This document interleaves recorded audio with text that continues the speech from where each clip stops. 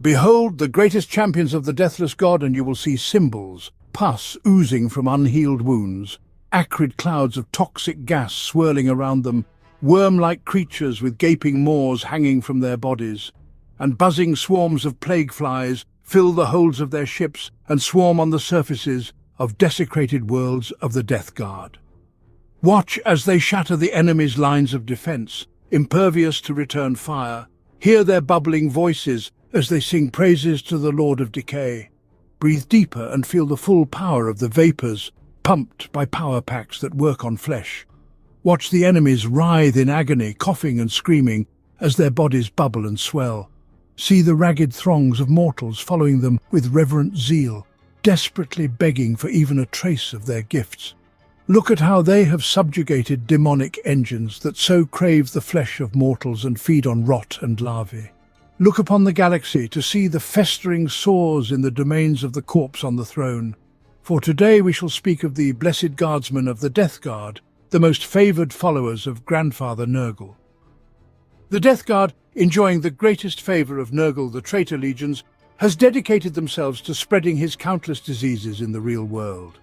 The offspring of Mortarion have transformed into fierce spreaders of contagion, whose swollen bodies and rusted war machines can boast both monstrous resilience and devastating firepower.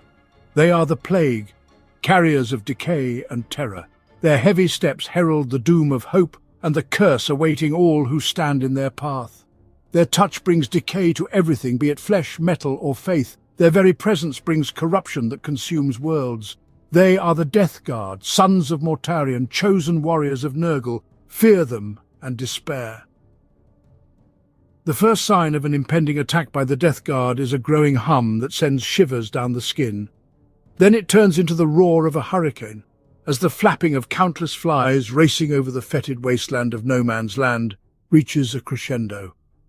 At that moment, through the cacophony, breaks the mournful tolling of bells, the rumble of mighty engines, and the gibberish of the damned. A storm rises, carrying the stench of death and clouds of corpse gases teeming with spores that envelop the enemies of the Plague Father. Soon, from the miasmas of corruption emerge the Death Guard. In the cracked lenses of their helmets glows a foul flame, and monstrous poisons drip from their blades. Suffocating gases burst from rusted power packs and furnaces, where rotten flesh burns, desecrating the already poisoned air. Some hoarsely cry battle cries or moaningly recite praises to Grandfather Nurgle, while others burst into hysterical laughter. Their raspy, vile laughter escapes from vox grills, clogged with rotting secretions. The majority of the Death Guard, however, remain silent, announcing their presence solely through the heavy tread of their steps and the hissing of their respirators.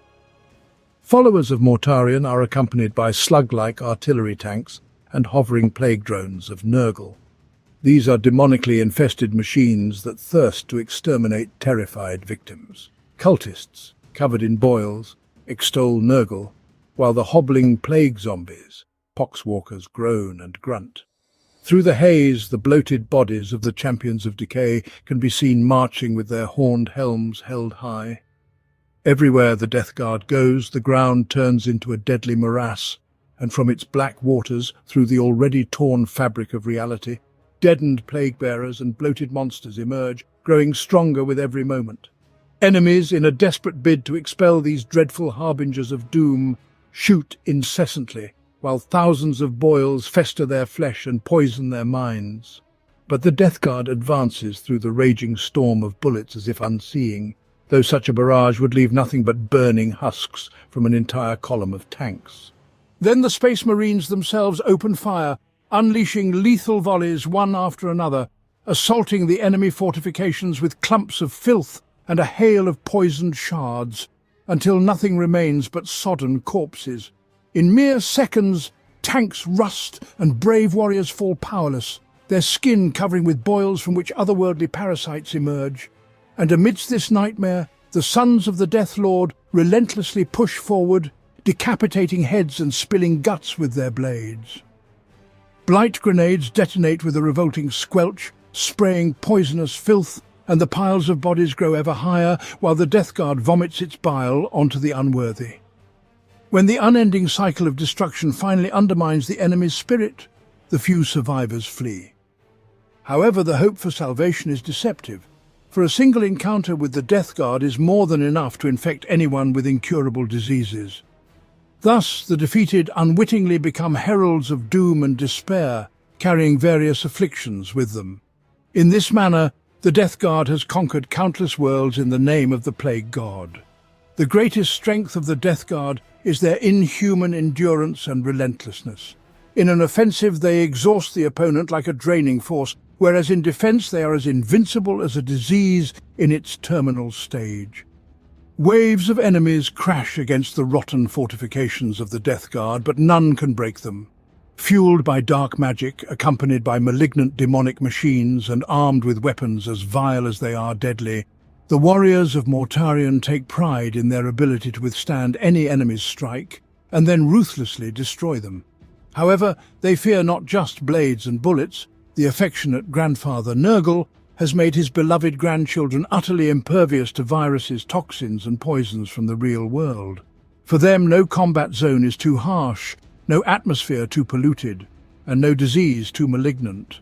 Viral bombs, radiation warheads, even the most forbidden of bioweapons. All of these scarcely pose a threat to the decaying flesh of the Death Guard, who gleefully employ the same means against their foes to create a battlefield where only Nurgle's children might survive. The gruesome customs and sinister strategies of the Death Guard are founded on the teachings of their lord, the demonic Primarch Mortarion. Once one of the demigods amongst the Emperor's children, he subsequently became a true progeny of Nurgle, a vast, nightmarish being with lifeless eyes, a demonic ruler whose eternal bitterness and contempt have poisoned his offspring just as surely as the gifts bestowed upon him by the Lord of Decay. Hatred took root in Mortarion from his earliest days. After the Chaos God swept the newborn Primarchs into the warp and scattered them across the galaxy, his capsule fell on the tortured Barbarous, a gloomy, rocky planet with a poisonous atmosphere that only thickened with altitude, dooming its inhabitants to languish in villages amidst forested valleys.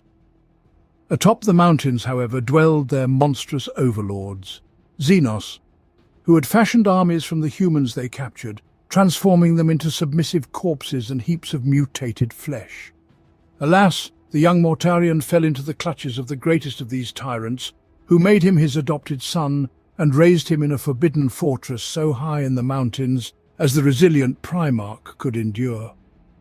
For many years, Mortarion terrorized the peoples of the lowlands at the behest of his necromancer father, until one day the veil fell from his eyes, and the future leader of the 14th Legion realized that the feeble creatures in the valleys were not prey, but his kin. The full account of Mortarion's uprising is documented in the Stygian Scrolls. Suffice to say, here he rebelled and led the people of Barbarous in a grueling war against their oppressors. He gathered the best of his warriors into the first Death Guard, heavy infantry and bizarre plate armor that helped endure the poisoned atmosphere. And although Mortarion spearheaded the overthrow of the terrible despots, it was the Emperor who struck the final blow, coming to reclaim his son and continue with the Great Crusade. Mortarion could not forgive how his new father disregarded the work of his entire life, thus planting the seeds of eternal bitterness in his soul. Prior to the ill-starred reunion with the Primarch, the warriors of the 14th Legion were known as the Dusk Raiders. They were so named for the custom of striking just as day turned to night, specializing in the mass infantry assault emerging from darkness to obliterate the enemy with the hail of bolter fire.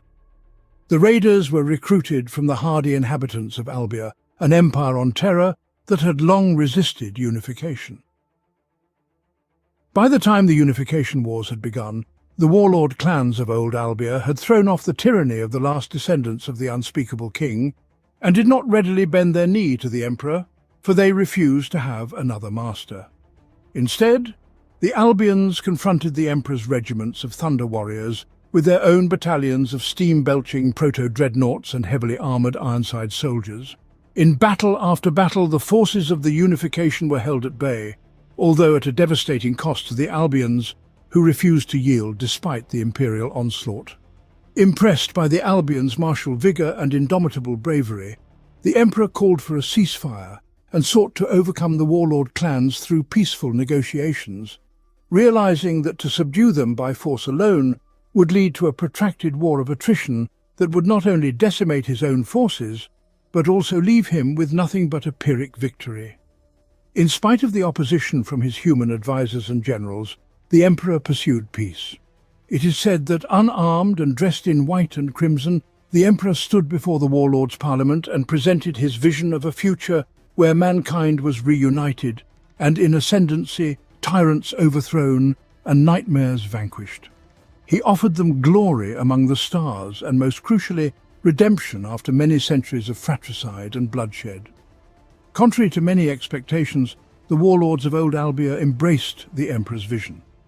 The 14th Legion swiftly excelled in the use of tactics and warfare methods inherited from their forebears.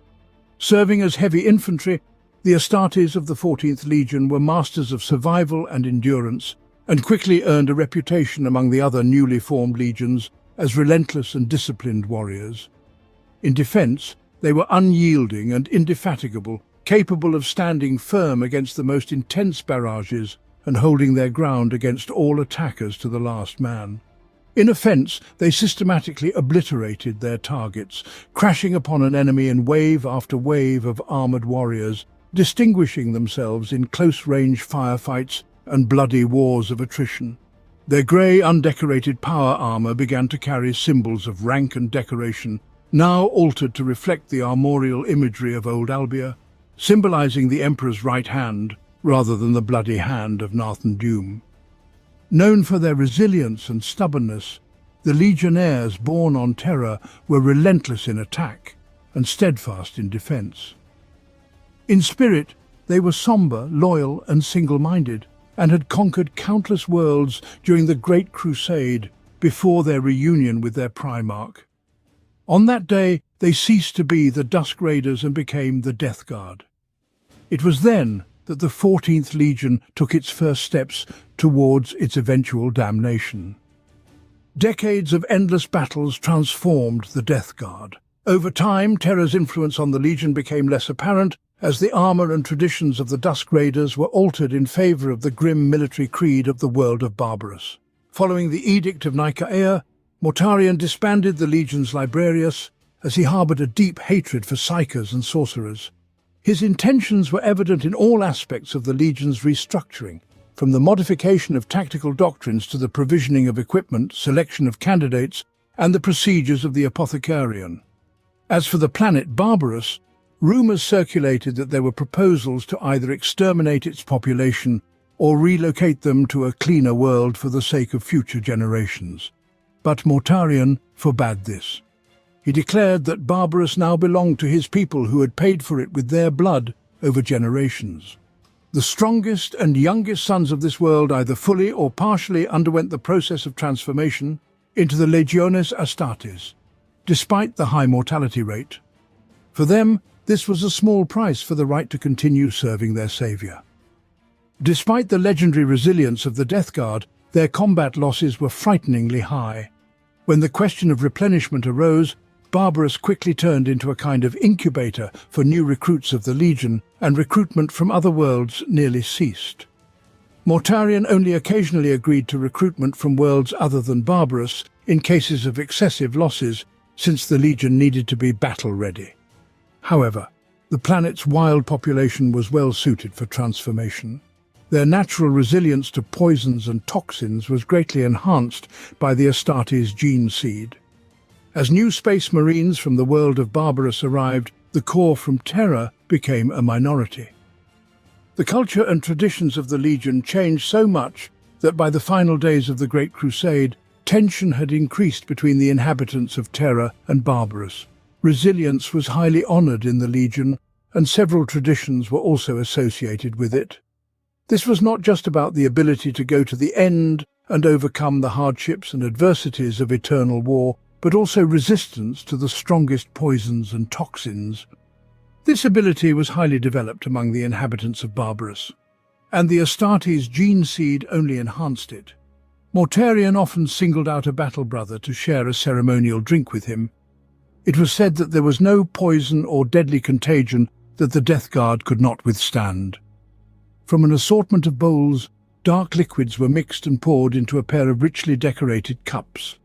The senses of the Astartes often rebelled against the smell of the toxins. Their implanted neuroglottis resisted at the mere scent of the poisonous brew, but to refuse the cup would be seen as a sign of weakness. The poured distillate often contained a potent mixture of purple poisoning substance, some variety of beetle poison, and other less-known compounds. The cups belonged to Mortarion, and in every battle where the Plague Lord personally took to the field, he chose a warrior and shared a portion of poison with him. They drank, strengthening the legion's unbreakable strength. Mortarion understood that many disapproved of such traditions, but he knew that honours and rewards were sometimes necessary. Warriors needed to know they were valued. Praise had to be given at the right moment. Without it, even the most resilient warrior would ultimately feel undervalued. Mortarion saw in his legionnaires the opportunity to continue the work begun on the world of Barbarous, and to create from them the ideal infantrymen who were easily adaptable, relied on their strength, and used reliable and simple weapons, the supplies of which could be easily replenished. The Death Guard were taught to choose an advantageous position and then break the enemy with mass infantry pressure. They were the anvil to their allies' hammers, or else the bludgeon that battered the foe into submission. Some amongst Mortarion's brother Primarchs disparaged his tactics as blunt and unimaginative. In truth, the doctrines of the Death Guard were durable and efficient, and demonstrated a remarkable talent for grassroots martial organization that earned the Death Guard a truly impressive honor roll of victories during the Great Crusade. Mortarion's gene seed made his sons hardy. Through his swiftly imposed regimens of toxin hardening and extreme environment tempering, the former Dusk Raiders became more durable than ever. Thus, the Legion's innate endurance only grew, for Mortarion recruited new legionnaires from the world of Barbarous. The Death Guard were rightly proud of their indomitable physiology. They deployed into the most hazardous war zones, where even other Space Marines hesitated to tread, and made widespread use of rad and phosphex weapons, alongside prescribed viral agents that soon earned them something of a dark reputation amongst Astartes. Mortarion cared not for the distaste of his peers. His personal mission was the overthrowing of tyrants, beings such as the Carrion Lords of Barbarous, and he took pride that his sons could employ their rugged strength to defend the common folk. Still, for all their achievements, the labours of the Death Guard went largely unrecognised. Mortarion was far closer to his brother Horus than to his sire, the Emperor, believing that the former recognised his worth far better than the latter ever would. Worse, the longer they fought to shield the weak from oppression, the more the Death Guard became overly enamoured of their own fortitude and dismissive of those too weak to protect themselves. Their first significant campaign, which Mortarion personally led after taking command of the 14th Legion, was the conquest of the non-compliant hive world of Galaspar. The conquest of the non-compliant hive world of Galaspar remains one of the most remarkable and brutal victories of the Great Crusade's course through the near reaches of the Segmentum Pacificus. Day and night the Death Guard advanced and killed men and women who dared to stand against them. They crushed fortifications, captured strong points one after another, and trampled the corpses of the defenders. The enemies blindly sent battalion after battalion against the armoured giants, hoping to at least overwhelm them with sheer numbers. But the Death Guard were not stopped. They relentlessly stormed the fortified redoubts under a hail of fire and tore through crowds of people who rushed at them with fists and knives. Fear turned into panic, which could not be overcome even by combat stimulants. The broken and pursued forces of the chapter had nowhere to run but into the labyrinths of the lower levels of the hive or the radioactive wastelands, but even there they were pursued and killed. When it all ended, the worlds under the control of the capital hastened to submit to imperial compliance under any terms, as long as they were spared the Reaper's scythe. Then a support fleet arrived and was horrified by the massacre and the meek submission of billions of liberated citizens. The people of Galaspar, oppressed subjects of the chapter, rejoiced like children at the opportunity to become subjects of the Emperor and embrace new ways. But no efforts of the Adeptus Administratum could distract the residents of Galaspar from carrying out the last decree given by Mortarion before his departure, to count the dead. Kajor compliance. Of the 31st millennium.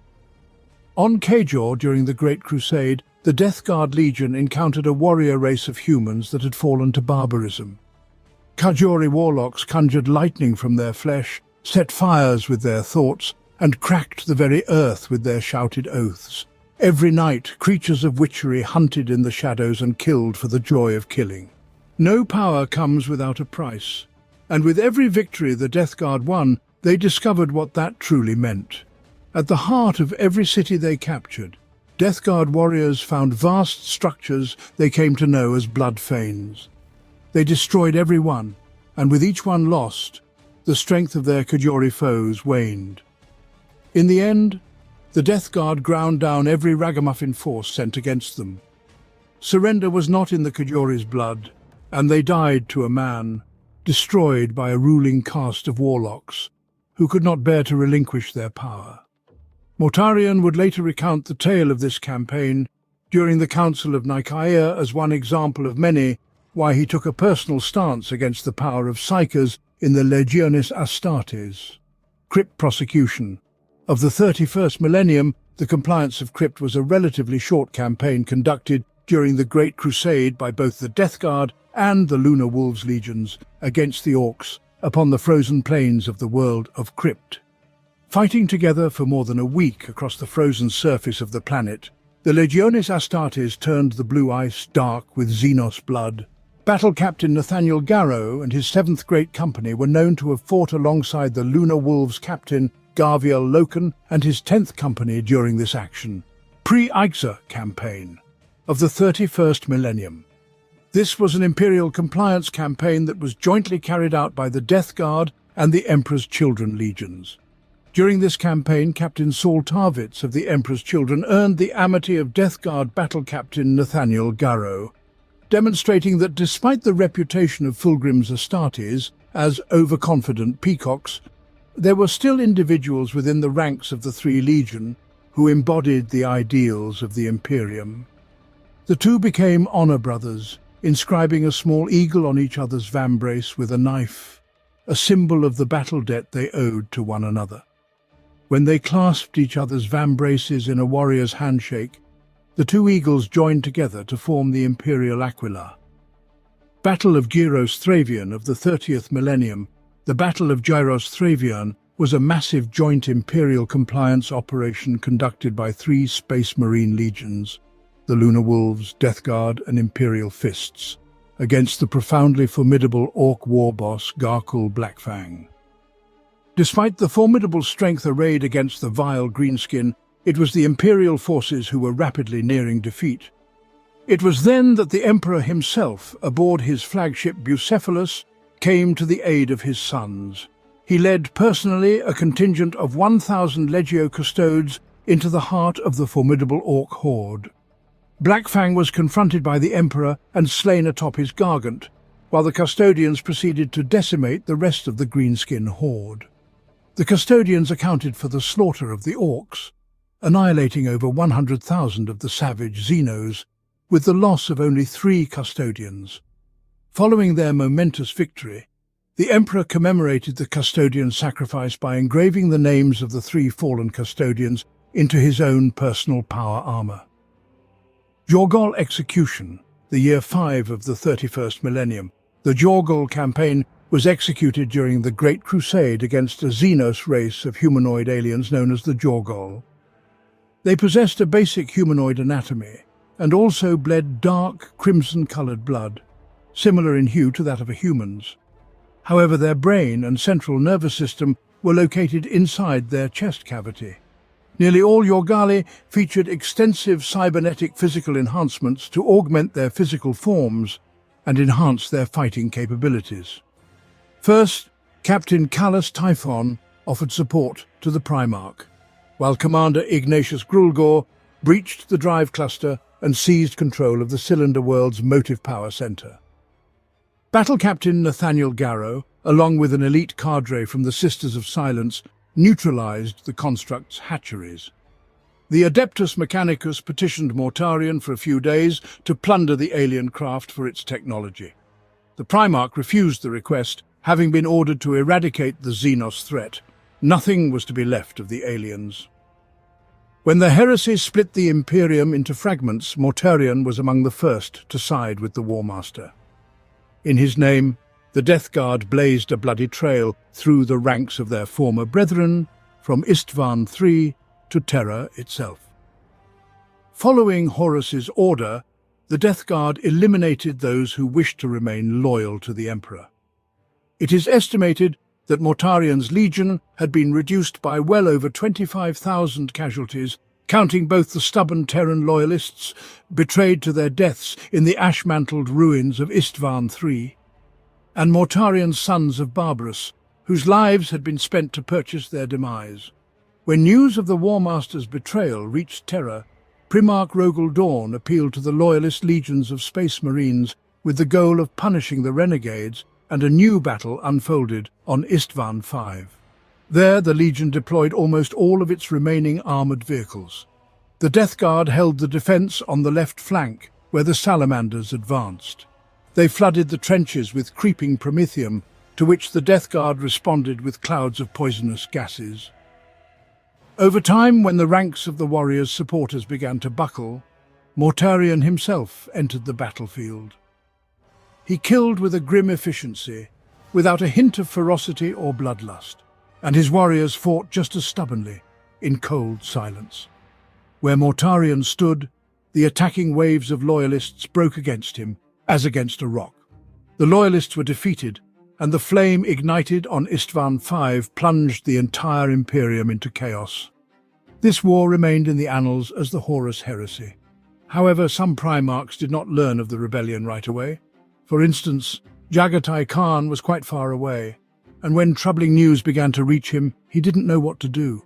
After Primarch of the White Scars refused to assist Leman Russ and his battered fleet in the Alaxis Nebula, he went to the destroyed world of the Thousand Suns in search of answers for himself.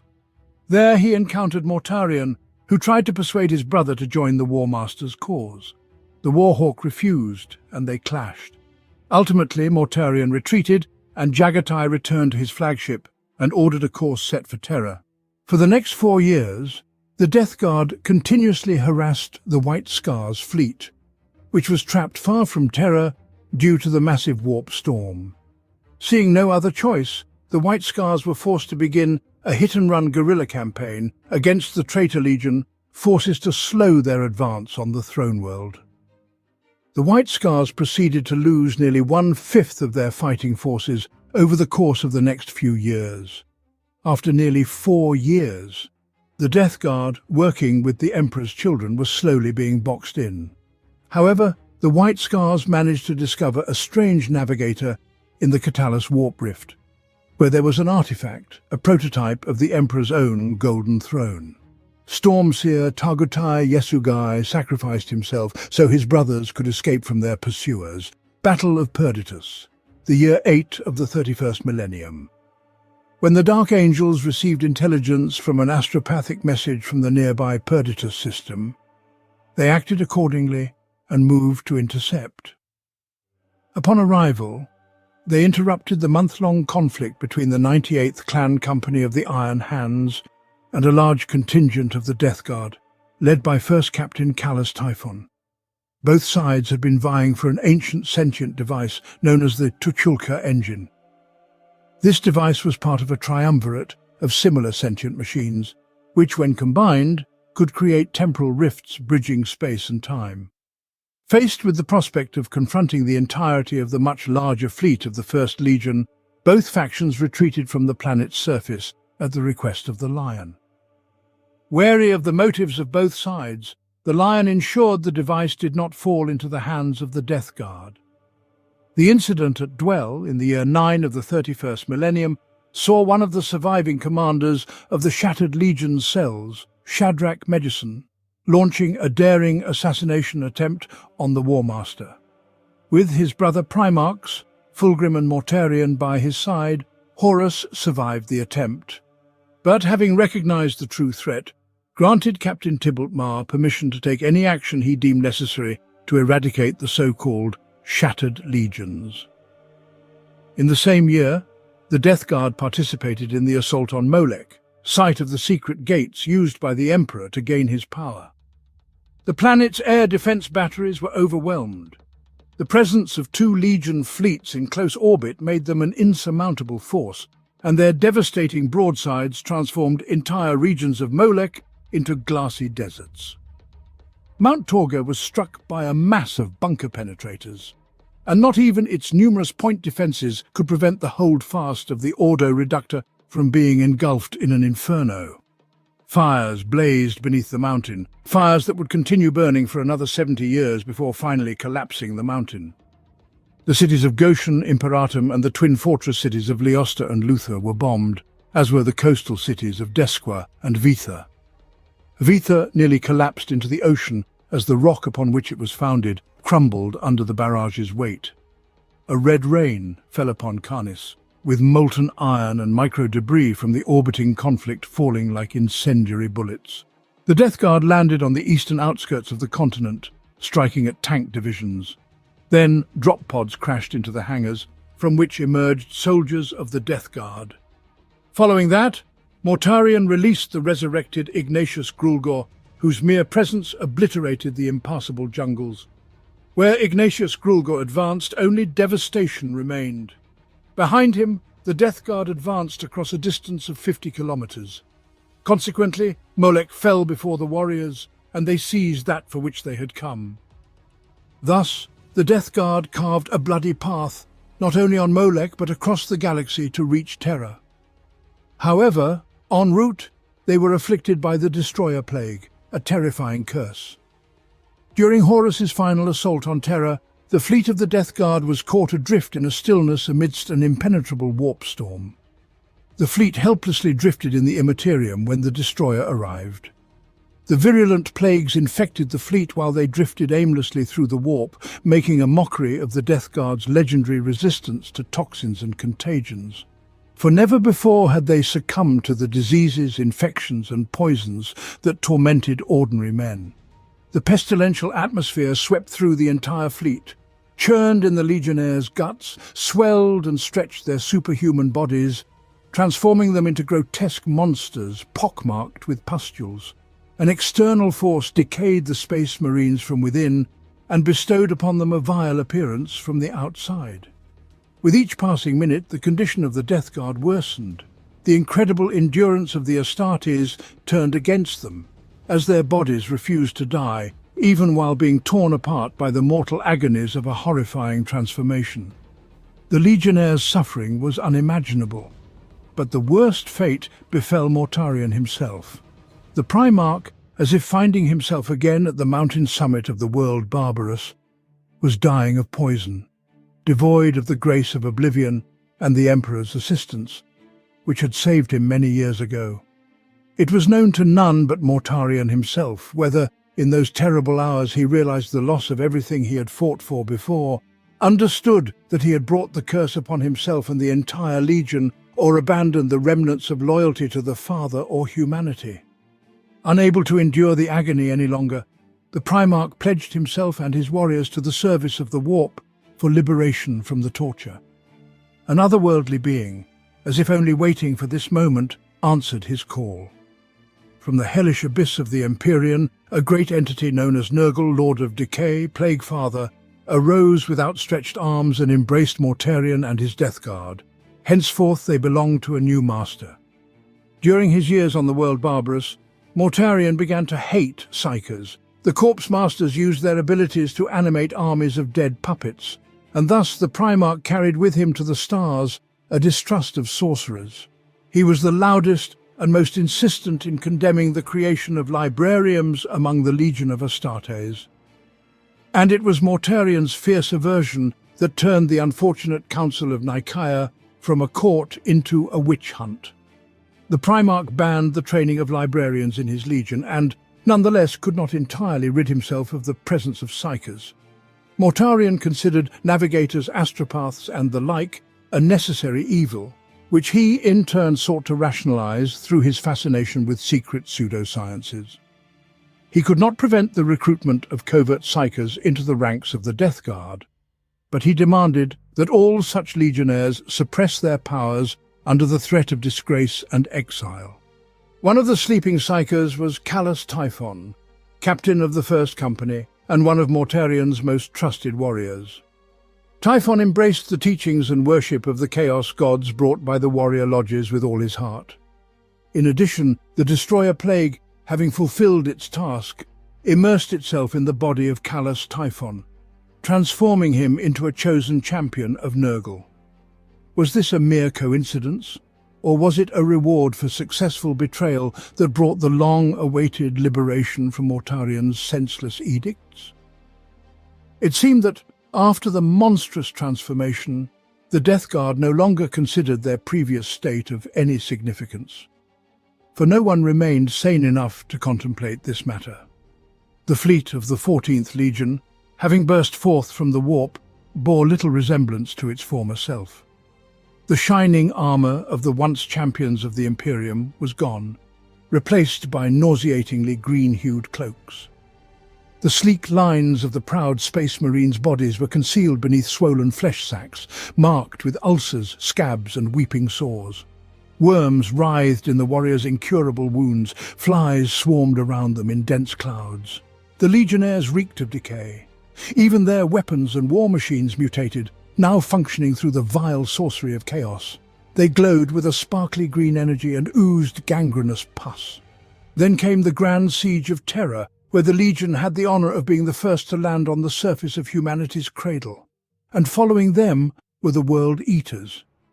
The presence of Mortarion had an unusual effect on the defenders of the palace. Their souls were touched by despair, which intensified with each passing day. The White Scars came out to fight the Plague Marines. They lost their advantage of speed on the battlefield, for the entire combat zone was literally drowning in the demons of Nurgle. Typhus aided Zardu Lyak in summoning the influence of the demon Korbak's Utterblight into the Imperial Palace to undermine the Empire's defence there. Then he was ordered to seize the Astronomicon. However, he only slightly redeployed his forces, for the Reaper engaged in combat with Jagatai Khan. Many understood that a schism was brewing among the ranks of the traitors. Thus each legion sought to preemptively secure advantageous positions in case of a backstab. Typhus, however, awaited the defeat of the Primarch to remain the sole commander of the Death Guard on Terra. Jagatai provoked Mortarion throughout the duel with taunts and insults to make the traitor make a mistake. The Death Lord grew angry, broke the limbs of Khan and impaled him on the blade of his scythe to savour his own triumph. But this is precisely what the Hawk had anticipated. Finding himself close enough to the betrayer brother, Khan dealt a fatal blow. Subsequently, the maimed Khan was hastily evacuated to Malkador, while Mortarion was banished into the warp, and the effect of the Destroyer Plague ceased. The White Scars finished off the remnants of the Death Guard at Lion's Gate. When Horus's rebellion ended in failure, the Death Guard organized a retreat into the Eye of Terror, plundering the encountered planets. Nothing at all remained of the former Dusk Raiders. Their place was completely taken over by the Death Guard, standing regretlessly at the end of the path to damnation amidst spreading rot. The warriors transformed into Plague Marines, noxious mockeries of their former selves, teeming with the gifts of Grandfather Nurgle. Some of the sons of Mortarion embraced their new visages and believed that among all mortals only they were worthy of the patronage of the Lord of Decay. Others loathed the disease and the weakness it revealed in them, and thus wished to unleash plague and destruction upon the entire galaxy, degrading it to their level. The third descended into madness, surrendering to infectious merriment or grim, self-destructive sorrow. Whatever the cause, the Death Guard eternally pledged their bodies and souls to the service of the Plague Father, and in the aftermath of the 10th Black Crusade, their devotion only intensified. Soon Mortarion acquired the greatest gift of Nurgle, demonhood, and a world that he could now alter as he saw fit. The Plague Planet is a grim reflection of an already bleak world. It is the renewed Barbarous, reborn into an even more terrifying form, Originally an elder world known as Eliathada, meaning sublime soul garden, prideful wasteland, or dry valley of dreams. To this day, many are fascinated that a single word can embody such a myriad of meanings. Perhaps this is the hidden reason why Mortarion chose this planet. Perhaps the Primarch desired to take something pure to twist and defile it. Perhaps the Primarch sensed in it some sort of fateful resonance. Now it resembles a mist-enshrouded underworld where diseases rage and barbarian tribes struggle for a nightmarish existence among rotting forests and bogs. Storm-laden skies bite into the worm-eaten mountains that rise to pierce the churning skies, their flanks roamed by plague-ridden abominations that should be dead yet still prey on human flesh. Higher, atop the peaks, the Death Guard maintain their fortresses as once the carrion lords of Barbarous ruled from on high, reveling in the bitter irony that they have become the very despots they once fought to depose. The clouds of contagion that wreathe these slab-sided, rusting citadels are inimical to life. None but the Death Guard can endure even a single breath of them. Often this was enough to exterminate entire invading armies that managed to penetrate the salvo fire of orbital batteries placed atop each ridge. Over 10 millennia, their peaks rose ever higher, steeper, pressing against one another until the entire surface of the planet began to resemble the skin of a giant porcupine. The valleys burned with a bright green fire, while the peaks were black as the souls of their creators. Every inch of land beneath the mountains is riddled with tunnels housing a colossal army once composed of human-like beings. But now they more closely resemble work-weary half-beasts. They scurry along fissures filled with toxic vapours, extracting ever more materials for the growing mud peaks. They are sustained only by fervent faith and the raw flesh of their own dead. Inhaling spore-infested air which makes their mutations ever more apparent, they hurry along ancient paths, carrying bundles on their deformed backs. As the galaxy ages, the paths are trodden ever deeper, leading further beneath the planet's crust, while the mountains above them rise ever higher. Every shade on the planet's surface is intensified to painful brightness. Some colours do not even exist in the material universe, and their names can only be spoken by demons. From afar, Eliathada gleams like a beacon in the night. Among the suppurating valleys, tri-lobed platforms of rusted iron rise, upon which mortal tribal champions battle for the right to join the ranks of the Death Guard.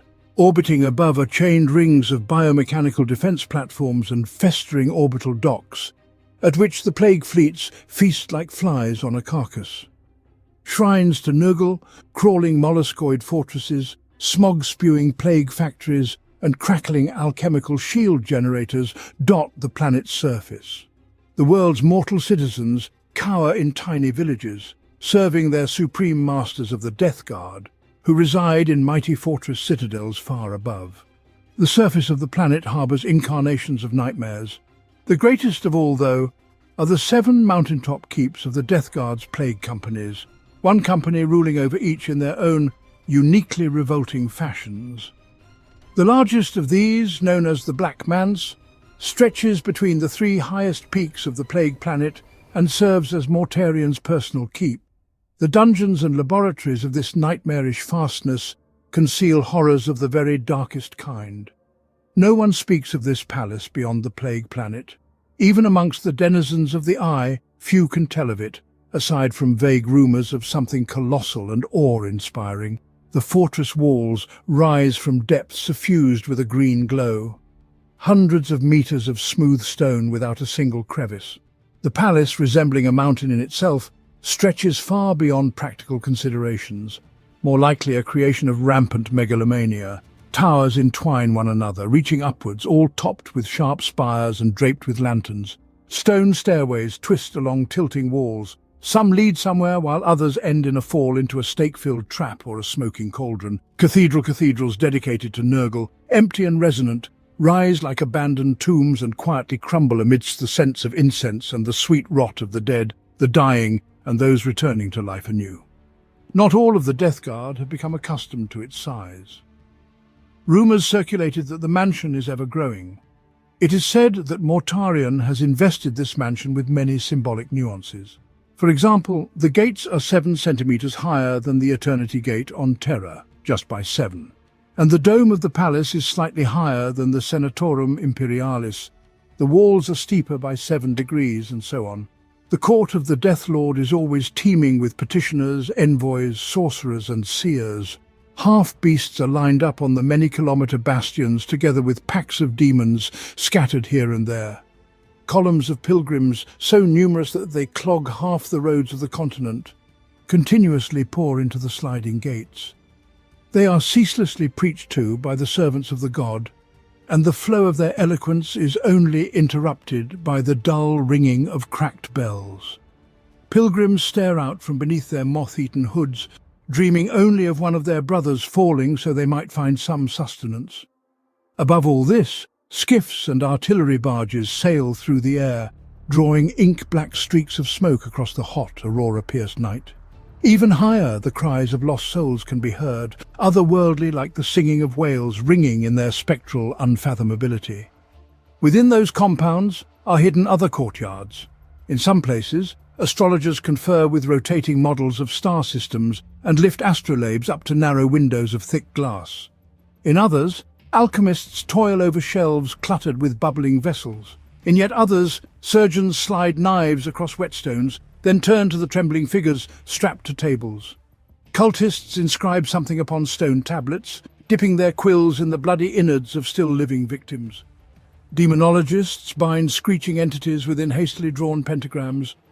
The air around boils and bursts from the abomination unfolding. Butchers in blood-stained aprons stream out of massive slaughterhouses, while pharmacists buckle under the weight of flasks filled with viral cultures. It is always noisy and bustling. Life boils everywhere, every inch of flesh covered in a sinister rash and pale as the skin of a corpse. Every belly sags and is dotted with boils. Clouds of steam rise from copper incense burners. Tongues of green flame burst from the holes cut into the walls of pulsating flesh. Rooms and corridors stretch deep underground and high towards the towers above. And all this is full of life, death, and many intermediate states.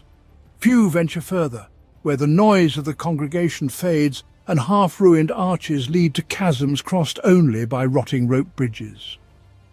There are wells delved into the very heart of the planet from which unnatural steam erupts. Everywhere the distant hum of machinery and muffled cries reverberate. Echoes dance around as if walls that should not exist have been erected or secret rooms lie nearby. This road leads to the inner gates, constructed in the likeness of the portals of the Sigillite himself. They are larger and bear ancient terror patterns, twisted to depict terrestrial manifestations of the whims of Grandfather Nurgle. On either side of the gates stand 2 warriors of the Death Shroud, motionless and almost invisible in the thickening darkness. They utter not a word, allowing passage to only those ordered by the Primarch. And such orders are exceedingly rare. Only a few who proceed further will notice that the last signs of activity there vanish. It is cold, ceilings covered in frost. The floor is slippery from a layer of ice and dark columns dimly glisten.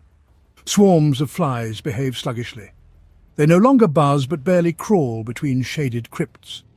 From the spears adorning the ceiling arches hang long banners, each inscribed with the names of worlds. Scattered across the stone floor are half-frozen scrolls, covered in the scripts of men and Xenos. At the end of the central hall towers a shadow-wrapped throne. Its high back is carved with grooves and crowned with various spikes upon which skulls are impaled. Thick, sticky webs entangle it, with giant spiders settled in their centre. The throne is too grand for any mortal. Originally, when it was first crafted, the throne was smaller, but its granite and ivory base gradually cracked and expanded, enlarging to match the size of its owner. Here, in absolute darkness and cold, those few who are permitted by Mortarion can find their Primarch. However, with Mortarian's return to active leadership of the Death Guard following the opening of the Great Rift, the year 999 of the 41st millennium, a more formal Legion organization re-emerged. Now, in the era Indomitus, the Death Guard are among the most ordered and coherent of all the surviving traitor legions. The structure has changed, but the principles of Legion formation still revolve around the sacred number 7. Each of the so-called 7 plague companies that comprise the post-heresy Death Guard thus numbers thousands of warriors, utterly dwarfing their equivalent formations amongst the loyalist Space Marine chapters of the late 41st millennium. The Lord Commander of each Plague Company, usually a Death Guard Lord or Demon Prince of Nurgle. First Plague Company, Harbingers. This is the army of Typhus the Traveller. Its ranks are infested with hundreds of different strains of the zombie plague, including Shamblerot, the Groaning and Biter's Pox. Second Plague Company, the Ferric Blight, a company that specializes in mechanized assaults and has a lot of tanks. Its warriors bear the Ferric Blight, which speckles their armor and vehicles with crawling rust that can swiftly infest the foe. Third Plague Company, Mortarian's Anvil, a company that specializes in trench warfare and sieges. They carry the Gloaming Bloat, a plague of fever sweats that slicks their armor and causes them to speak in wet gurgles. Its commanding Death Guard Lord, Gothax the Morose, is renowned for ensuring that 7 Blightbringers accompany him as a trudging retinue at all times. In the grueling sieges and meat grinders favoured by the Third Plague Company, the entropic shockwaves of their toxins of misery are invaluable. Fourth Plague Company, the Wretched. The company is ruled over by the Gestalt demon known as the Eater of Lives. Its legionaries carry the Eater Plague, also called Drizzleflesh, Pockchewer and the Endless Gift, and its inhuman master favours Death Guard sorcerers and summoning of other Nurglite demons. Fifth Plague Company, the Poxmongers. The company makes great use of diseased demon engines. Its forces carry the Sanguis Flux, which causes endless half-clotted bleeding and leaves foul red-black trails behind them wherever they go. Sixth Plague Company, the Ferrymen, or Brethren of the Fly. They are stationed on fleets and specialize in boarding attacks with the aim of capturing new ships for the plague fleets. Among them are many Blightlord Terminators, within which swarms of buzzing parasites have taken residence. Seventh Plague Company, Mortarian's Chosen Sons. They are dark alchemists and are blessed by Nurgle with the crawling pustulence, also known as Boil Blight, Lumpen Splatter or Nurgle's Fruit. In general, each Plague Company is further divided into 7 smaller units called Sepsis Cohorts. Sepsis Cohorts number around 700 Plague Marines, supported by infected auxiliaries, armor formations and demon engines, as well as gifts of Nurgle. Each Sepsis Cohort is divided into 2 Maledictums. In turn, each Maledictum is divided into 7 colonies. Colonies comprise 7 squads of 7 traitor legionaries led by a powerful Death Guard Lord and accompanied by lesser Chaos champions of Nurgle, armoured vehicles, attendant demons and demon engines. The first colony of each Sepsis Cohort's Maledictums often consists solely of Blightlord Terminators, akin to a standard Space Marine chapter's elite First Company.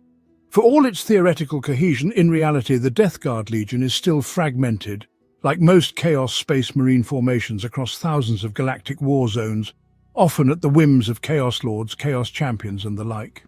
These warbands vary significantly in size and composition, but all are known as Vectoriums. One of the most feared Vectoriums of the Death Guard, the Tainted Sons earned the favour of Mortarion himself, while fighting alongside him during the endless campaigns against the other forces of chaos within the Eye of Terror. Unleashed at last upon the ailing Imperium, Death Guard Lord Gulgath the Afflictor and his hideously bloated warriors embody the implacable fortitude and relentless aggression of the 14th Legion and make use of every available weapon in their ongoing war against the Imperium. Their opposite is the Pallid Hand. Masters of the armoured assault, the Pallid Hand employ a greater number of Chaos Predators and Chaos Land Raiders than any other Vectorium of the Death Guard. Those enemies not crushed beneath their rusted treads are blasted apart by indiscriminate artillery bombardments. The Pallid Hand are part of the Second Plague Company of the Death Guard, and thus are willing hosts of the warp-spawned plague known as the Ferric Blight, which furs their armour and tanks alike with flaking contagious rust. When an Imperial agri-world is infected with one of the innumerable poxes of Nurgle, the warband known as the Fecund Ones are often the culprits. Belonging to the alchemically gifted 7th Plague Company, The fecund ones are masters of brewing virulent blights and parasitic phages. Belonging to the alchemically gifted 7th Plague Company, the fecund ones are masters of brewing virulent blights and parasitic phages. The Putrid Choir are a warband or vectorium of the Death Guard Traitor Legion's 3rd Plague Company. The Putrid Choir's march to battle is signalled by the baleful toll of the vectorium's toxins of misery, wielded by its Blightbringers. Accompanying this maddening percussion come discordant battle dirges sung in praise of Grandfather Nurgle. Digging in amidst enemy territory, the Putrid Choir drive their foes mad with their droning cacophony, the enemy giving up defended positions and charging their guns rather than face the entropic oral torment. The Glooming Lords is a warband or vectorium of the Death Guard Traitor Legion's 6th Plague Company. The Glooming Lords are a morose host of killers who march to war surrounded by colossal clouds of droning black demon flies. They harbour a particular hatred for the sorcerous warbands of Tzeentch, whose vibrant, colourful vigour they regard as insufferable. Belonging to the 6th Plague Company, the Ferrymen, the Glooming Lords are led by heavy formations of Blightlord Terminators. Their bodies seethe with crawling flies as they crush the enemy contemptuously underfoot. The Apostles of Contagion.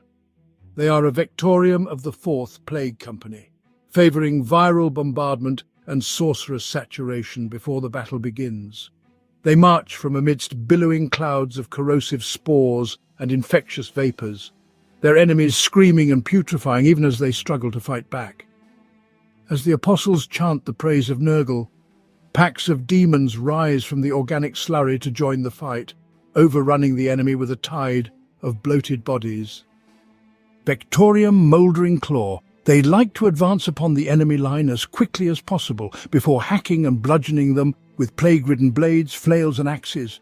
These are warriors of the 1st Plague Company, fanatically devoted to Typhus's cause, and the diseases they spread bring fresh waves of hideous plague zombies staggering into the grim light of battle, pinning the foe amidst groaning masses of undead flesh before the mouldering claw close in to finish the job. Weeping Legion. The Weeping Legion is so named because its plague marines enter battle covered in the foul gore of their own continuously dripping wounds. With each layer of rancid filth and scabbing black blood that encrusts their armour, these clot-festooned warriors of the Death Guard become even more resistant to damage. Battling as part of the 5th Plague Company, the Weeping Legion are heavily supported by foul demon engines that they daub with gobbets of their polluted vitae. The Carrion Hounds is a vectorium of the Death Guard Traitor Legion.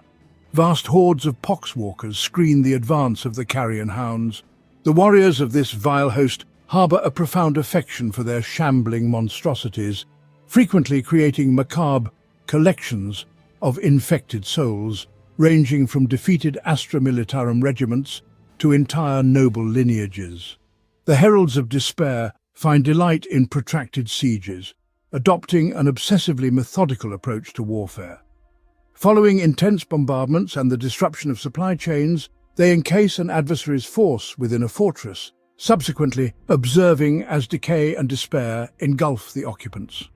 The corpse-makers regard the demolition of the Imperium's most formidable bastions as their sacrilegious responsibility. Penetrating the bedrock of enemy strongholds like maggots through carrion, they erode and defile the foundations until the entire edifice collapses, the poisoned chalice. This group is under the command of unhinged assemblies of foul blightspawn and putrefiers. They rampage across the galaxy with fervent zeal, relentlessly seeking grotesque components and unfortunate test subjects in their quest to concoct the ultimate plague. Breaking away from Mortarian's dominion, the favoured sons pursue the benedictions of Nurgle independently. Each heretic Astartes within this warband endeavours to surpass his comrades, aspiring to attain demonhood. Their leader, Vermithrus the Blighted, a demon prince, is encircled by gruesome Nurgle's champions. The Rotworm Brotherhood constitutes a splinter group led by a council of Death Guard sorcerers who have defied Mortarian's authority. Their mission is to proliferate like pathogens and disseminate the worship of Nurgle, undermining civilizations before the Rotworm Brotherhood commences its desecration.